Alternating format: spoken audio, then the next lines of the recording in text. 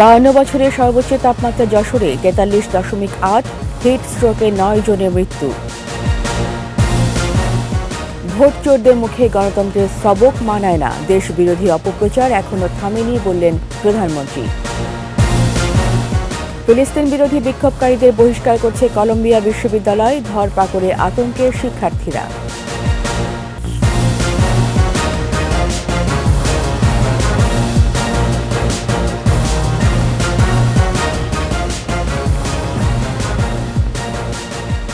শুনছিলেন first security ইসলামী bank PLC সংবাদ শিরোনাম। আমন্ত্রণ রাতের 21 সংবাদে, সাথে আছি আমি রীতা চৌধুরী।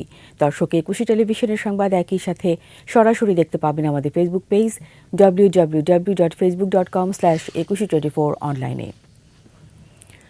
দেশজুড়ে টানা তাপপ্রবাহের মধ্যে ইতিহাসের দ্বিতীয় সর্বোচ্চ তাপমাত্রা রেকর্ড করা হয়েছে যশোরে। পারদ উঠেছে 43.8 ডিগ্রি সেলসিয়াস। 52 বছরে এটাই সর্বোচ্চ তাপমাত্রা। তবে আর মাত্র একদিনের মধ্যেই তাপপ্রবাহ কমতে শুরু করবে বলে সুখবর দিয়েছে আবহাওয়া অফিস। 2-3 দিনের মধ্যে দেশ জুড়ে শুরু হবে বৃষ্টি। শিউলি শবনমের প্রতিবেদন। তীব্র তাপদাহে অতিষ্ঠ জনজীবন। প্রত্যন্ত গ্রাম থেকে ইট কংক্রিটের রাজধানী ঢাকা, সব জায়গায় গেল এক মাস ধরে তাপমাত্রার পারদ যেন পাল্লা দিয়ে বেড়ে চলেছে। আমার লাইফে সর্বপ্রথম এরকম গরম ফেস করলাম। এই তাপমাত্রার কারণে মানুষ অস্থির।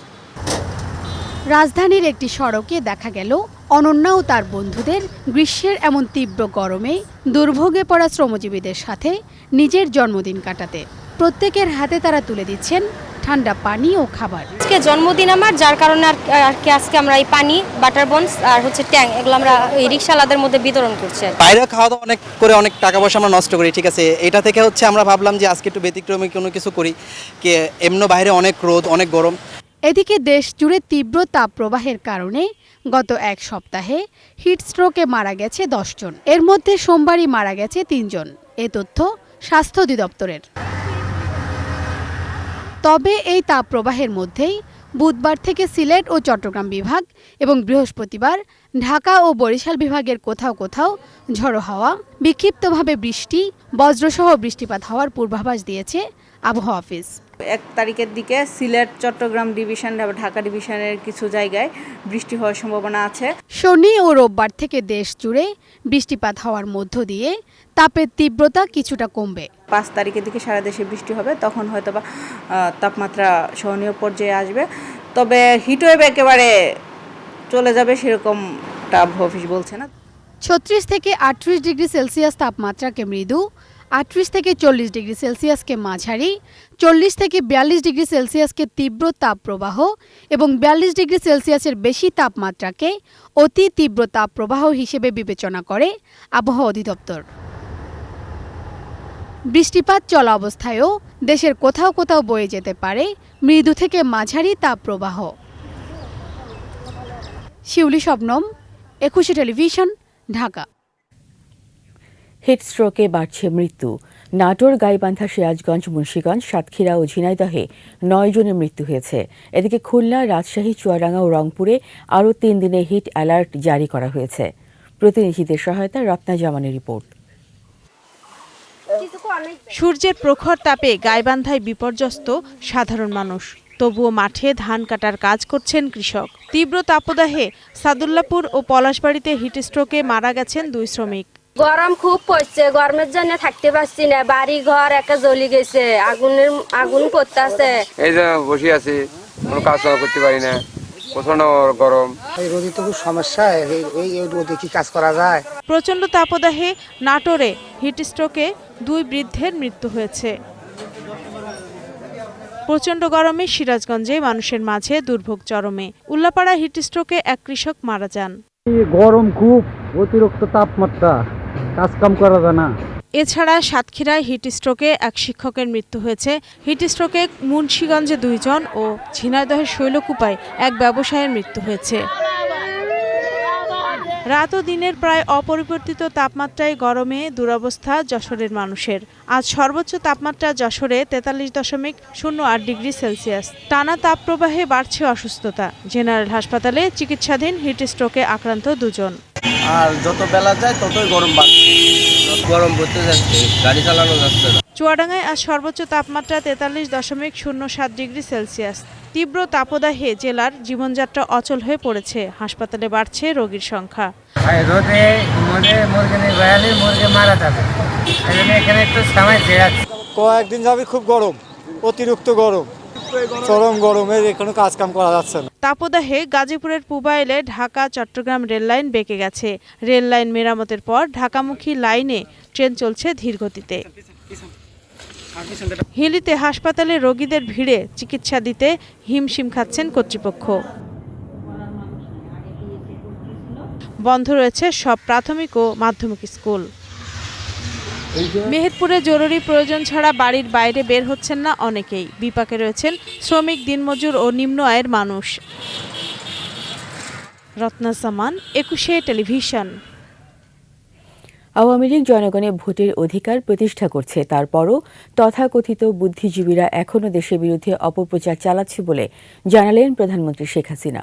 গণভবনে দলের কেন্দ্রীয় কার্যনির্বাহী সংসদের বৈঠকে তিনি বলেন, ভোট চোরদের মুখে গণতন্ত্রের সবক মানায় না বলেও সব ষড়যন্ত্র উপেক্ষা করে বাংলাদেশ এগিয়ে যাবে বলেও জানান সরকার প্রধান। বিস্তারিত জানাচ্ছেন ফারজানা শোভা। গণভবনে মঙ্গলবার সন্ধ্যায় বসে আওয়ামী লীগের কার্যনির্বাহী সংসদের বৈঠক। সভাপতিত্ব করেন আওয়ামী লীগ সভাপতি প্রধানমন্ত্রী শেখ হাসিনা। স্বাগত বক্তব্যে প্রধানমন্ত্রী শেখ হাসিনা বলেন, খালেদা জিয়ার সময়ে লুটপাট করে দেশ ধ্বংসের পরিকল্পনা বাস্তবায়িত হয়েছে, আর আওয়ামী লীগ জনগণের ভোটের অধিকার প্রতিষ্ঠা করে দেশকে এগিয়ে নিয়ে যাচ্ছে। দুর্নীতিগ্রস্ত দেশ বলে এবং আমাদের অগণিত নেতাকর্মীর উপর যে অকথ্য অত্যাচার নির্যাতন হয়েছে সেটাও ভোলার না। এবং বিএনপি জামাতের দুঃশাসনের ফলেই দেশে এমার্জেন্সি ঘোষণা হয়, আর সেই এমার্জেন্সি সরকার আসার পরে প্রথম দিকে খুব ভালো কথা বললেও তারপরেও তারা আবার ক্ষমতাকে কুক্ষিগত করে রাখার চেষ্টা করে, সেখানেও দেশের মানুষ বসে থাকে। আজকে দিন বদল ঘটেছে। আমরা সবসময় আমরা লক্ষ্য রেখেছি আমাদের তৃণমূল মানুষ, তাদের আর্থসামাজিক উন্নতি করা। সরকার প্রধানের দাবি, বুদ্ধিজীবী ও ষড়যন্ত্রকারীদের দেশবিরোধী অপপ্রচার এখনো চলছে। এত উন্নয়নের পরও কি অপরাধে তারা সরকারকে হটাতে চায় সে প্রশ্নও রাখেন তিনি। আমাদের দুর্ভাগ্য যে আমাদের দেশের কিছু, আমি বলবো যে রাজনৈতিক দেউলিয়াত্মাপন্ন যারা একেবারে রাজনৈতিকভাবে দেউলিয়া, এদের কিছু বক্তব্য, আর আমাদের দেশে কিছু আছে বুদ্ধি বেচিয়ে জীবিকা নির্বাহ করে যাহারা, সেই তথাকথিত বুদ্ধিজীবী, অনবরত তারা বাংলাদেশের বিরুদ্ধে গিবাদ গাচ্ছে এবং বাংলাদেশের বিরুদ্ধে অপপ্রচার চালাচ্ছে। এবং সবথেকে আশ্চর্য ব্যাপার হচ্ছে যে দেশে অতি বাম, অতি ডান সবই এখন তারা এক হয়ে গেছে। এটা কীভাবে হলো আমি জানি না। এই দুই মেরু এক হয়েও সব সারাক্ষণ শুনি আওয়ামী লীগ সরকারকে উৎখাত করতে হবে। অপরাধটা কি আমাদের? বঙ্গবন্ধু কন্যা বলেন, তাকে হত্যা এবং ক্ষমতাচ্যুত করতে ষড়যন্ত্র থেমে নেই। মানবাধিকার নিয়ে যারা কথা বলে তাদের নিজেদের দেশের মানবাধিকার নিয়েও প্রশ্ন তোলেন প্রধানমন্ত্রী। আসলে ক্ষমতায় নাই, লুটপাট করে খেতে পারে না, সেটাই তাদের পছন্দ না। যা আমি এটুকুই বলবো যে জনগণের আস্থা বিশ্বাসই হচ্ছে আমাদের একমাত্র শক্তি, আর কোনো শক্তি না। আমেরিকার পুলিশ যে আচরণটা করেছে এরপর ওদেশে যে মানবাধিকার কতটুকু আছে সেটাই তো প্রশ্ন। কথা বলার স্বাধীনতা কতটুকু আছে সেটা প্রশ্ন। অন্যায়ের প্রতিবাদ করার অধিকার কতটুকু আছে সেটাই আমাদের প্রশ্ন। বাংলাদেশের উপর মানবাধিকারের রিপোর্ট লেখে, নিজেরা আয়নায় চেহারাটা দেখে না। বাংলাদেশের অগ্রযাত্রা অব্যাহত থাকবে বলেও আশা প্রকাশ করেন প্রধানমন্ত্রী শেখ হাসিনা। আজকের বাংলাদেশ বদলে যাওয়া বাংলাদেশ। ফারজানা শোভা, 21 টেলিভিশন, ঢাকা। ফিলিস্তিনের পক্ষে বিক্ষোভ করা শিক্ষার্থীদের বহিষ্কার করতে শুরু করেছে নিউ ইয়র্কের কলম্বিয়া বিশ্ববিদ্যালয়। এরই মধ্যে বিক্ষোভের নিন্দা জানিয়েছে হোয়াইট হাউস। এদিকে বিভিন্ন বিশ্ববিদ্যালয়ের শিক্ষার্থীদের উপর লাঠিচার্জ সহ ধরপাকড় অব্যাহত রেখেছে পুলিশ। নিচ্ছি সংবাদ বিরতি, যখন ফিরছি তখন অন্যান্য খবরের সঙ্গে আরও থাকবে। নমনীয় মুদ্রা বিনিময় হার চায় IMF, রাজস্ব নীতির সংস্কারের পরামর্শ।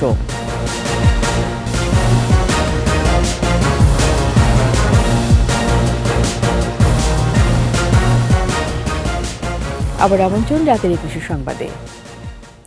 আবারও নমনীয় মুদ্রা বিনিময় হার চালুর পরামর্শ দিল আইএমএফ। সংস্থাটি বলছে সামষ্টিক অর্থনীতির ক্ষেত্রে বাংলাদেশে এখন ভালো করছে, যদিও ঘাটতি রয়েছে আর্থিক হিসাবে। আর এই ঘাটতি মেটাতে বাংলাদেশে উচিত হবে বাজারভিত্তিক বিনিময় হার চালু করা। এছাড়া অর্থনীতির টেকসই পুনরুদ্ধারে রাজস্ব নীতিতেও সংস্কারের কথা বলছে আইএমএফ। তৌহিদুর রহমানের রিপোর্ট।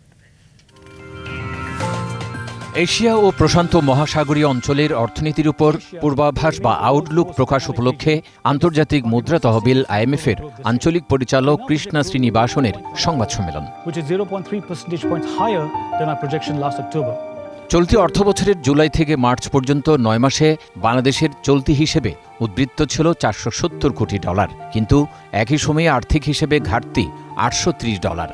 কৃষ্ণা শ্রীনিবাসন বলেন, মুদ্রা বিনিময় হার নমনীয় করলে বাংলাদেশ আর্থিক হিসেবে ভালো হওয়ার ক্ষেত্রে ইতিবাচক ফল মিলবে। Near-term prospects have improved as disinflation and the prospect of lower interest rates have made a soft landing more likely. Corona মহামারী এবং রাশিয়া ইউক্রেন যুদ্ধ সহ গত কয়েক বছরে বিশ্ব অর্থনীতিতে বেশ কয়েকটি বড় ঘটনার প্রভাব পড়েছে। অর্থনীতির টেকসই পুনরুদ্ধারে রাজস্ব নীতিতেও সংস্কার দরকার বলে মনে করেন তিনি। Countries in the region can protect themselves from spillovers by allowing the exchange rates to adjust to shocks. সামষ্টিক অর্থনৈতিক স্থিতিশীলতা বজায় রাখার পাশাপাশি জলবায়ু পরিবর্তন সম্পর্কিত দীর্ঘমেয়াদী কাঠামোগত সমস্যা মোকাবেলায় চেষ্টা করছে বাংলাদেশ। এক্ষেত্রে আইএমএফও সহায়তা করছে। And faced with aging populations and climate change, governments in Asia. Srinivasan বলছেন, সামষ্টিক অর্থনীতির ক্ষেত্রে এখন কিছুটা ভালো করছে বাংলাদেশ। চলতি অর্থবছরে বাংলাদেশের মোট দেশজ উৎপাদন বা জিডিপি প্রবৃদ্ধি হতে পারে 5.7%। And of growth of 4.3% in 2025. বাংলাদেশের বৈদেশিক মুদ্রার রিজার্ভ কম থাকার জন্য আর্থিক হিসেব ভালো না থাকাকে দায়ী করেছেন Krishna Srinivasan. Positions and containing debt levels to build adequate buffers. Touhidur Rahman, 21 television. আসন্ন অধিবেশনে সংসদে উঠছে শ্রম আইনের সংশোধনী। 15% শ্রমিক কর্মচারীর সমর্থনে ইউনিয়ন করার বিষয়ে একমত হয়েছে আইএলও এবং সরকার। এরই মধ্যে বড় বড় ইস্যুগুলোর সমাধানে পৌঁছানো গেছে, অন্যান্যগুলোতে থেমে থাকবে না বলে জানিয়েছেন আইনমন্ত্রী ও শ্রম প্রতিমন্ত্রী। রিপোর্টে বাকিটা জানাচ্ছেন মোহাম্মদ নূর নবী। শ্রমের মর্যাদা, শ্রমের মূল্য আর শ্রমিকদের অধিকার। বৈষয়িক বাস্তবতায় শ্রম আইনের হালনাগাদ একটি চলমান প্রক্রিয়া। সরকার যেমন আন্তরিক, তেমনি অন্যান্য অংশীজনদের মতামত প্রাধান্য পায়। আইএলওর সাথে এ নিয়ে দফায় দফায় বৈঠক শেষে এখন একটা সুরাহার কাছাকাছি পৌঁছানো গেছে। মঙ্গলবার বৈঠক শেষে সরকারের মন্ত্রীরা জানালেন, আর তেমন কোনো মতভেদ নেই।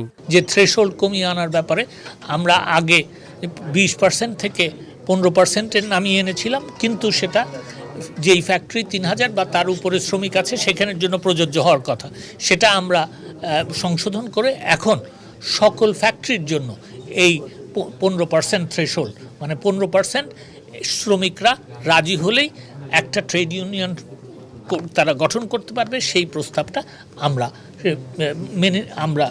মেনে নিয়েছি এবং সেটা অন্তর্ভুক্ত করছি। আর খুব বেশি হলে দু একটা বৈঠকে অন্যান্য বিষয়গুলোর মীমাংসার বিষয়ে আশাবাদী তারা। আজকের মিটিংয়ে সিদ্ধান্ত হয়েছে আগামী 7 তারিখে আইএলওর যে কিছু সাজেশন আছে তারা সেইটা মিনিস্ট্রি অফ লেবার অ্যান্ড এমপ্লয়মেন্টের যে টেকনিক্যাল কমিটি সেইখানে উপস্থাপন করবেন এবং 12ই মে আমরা সেটা সম্পন্ন করার জন্য একটা সভা ডাকবো এবং 12ই মে যে সভা হবে সেখানে এই সাজেশন এবং আমরা যে সংশোধনের ব্যাপারে আইএলওর যে বক্তব্য সেগুলির ব্যাপারে একটা ক্লোজার আনবো। তারা যে সাজেশনগুলো দিচ্ছে আমার মনে হয়েছে সবগুলো আমাদের সাথে সিমিলারিটি আছে, কোনো ডিফারেন্সেস আছে বলে আমার মনে হয় না। কারণ আমরা চাচ্ছি লেবারদের বেটারমেন্ট, তারাও চাচ্ছে। এর মধ্যে যদি তারা তাদের কোনো বিশেষ কোনো চাহিদা থাকে, আমরা যদি দেখি যে সেটা আমাদের কম্পোর্টের মধ্যে আছে, সেটা আমরা গ্রহণ করব। এদিকে মে দিবসের আয়োজন নিয়ে সংবাদ সম্মেলনে শ্রম প্রতিমন্ত্রী জানিয়েছেন, আসন্ন সংসদ অধিবেশনেই শ্রম আইনের সংশোধনী উপস্থাপন করা হবে। আমি আশা করছি যে নেক্সট পার্লামেন্ট সেশনে ইনশাআল্লাহ এটা হয়ে যাবে। মোহাম্মদ নুরুন নবী, 21 টেলিভিশন, ঢাকা। এরই সাথে শেষ করছি রাতের 21 সংবাদ। যাবার আগে ফার্স্ট সিকিউরিটি ইসলামী ব্যাংক পিএলসি সংবাদ শিরোনামগুলো আরও একবার। 52 বছরের সর্বোচ্চ তাপমাত্রা যশোরে 43.8, হিট স্ট্রোকে 9 জনের মৃত্যু। ভোট চোরদের মুখে গণতন্ত্রের সবক মানায় না, দেশ বিরোধী অপপ্রচার এখনো থামেনি, বললেন প্রধানমন্ত্রী। ফিলিস্তিন বিরোধী বিক্ষোভকারীদের বহিষ্কার করছে কলম্বিয়া বিশ্ববিদ্যালয়, ধরপাকড়ে আতঙ্কে শিক্ষার্থীরা।